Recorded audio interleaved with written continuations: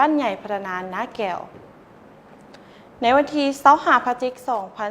2025 เมืองสนาสมบูรณ์ได้จัดพิธีเปิดการนำไส้น้ำชลประทานเพื่อสนองน้ำเข้าใส่การผลิตในฤดูแล้งและซักยาป้องกันพยาธิสัตว์เนื่องในโอกาสเฉลิมฉลองวันชลประทานแห่งชาติ3 พฤศจิกายนและวันซักยาป้องกันพยาธิสัตว์แห่งชาติ11 พฤศจิกายนที่หมุนเวียนมา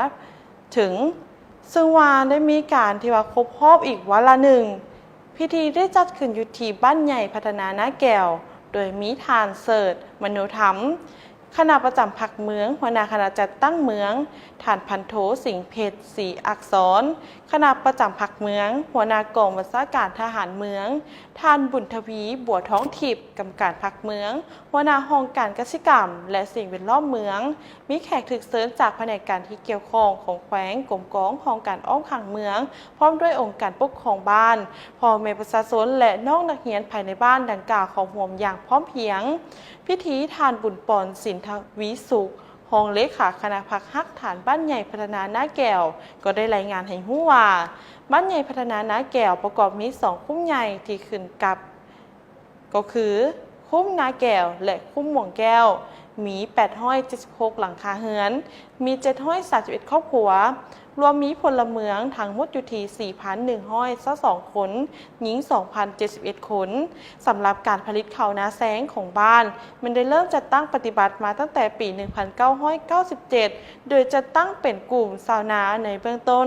ซึ่งมีเนื้อที่ทำการผลิต 75 เฮกตาร์ในการเก็บเกี่ยวผลผลิตแมนได้สะสมกองทุนของบ้านเพื่อนำไปหมุนไส้เข้าในเวียกงานบริหารพร้อมทั้งสอบแปลงจากชลประทาน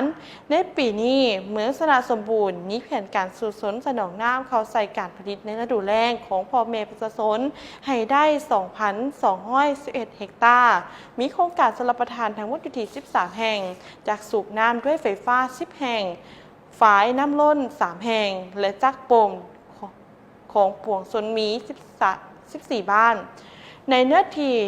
143 เฮกตาร์ส่วนเวียกงานการซักยาป้องกันพยาธิสัตว์ในปี 2025 สามารถซักยาป้องกันพยาธิสัตว์ประเภทควายได้ 3,570 ตัวประเภทงัว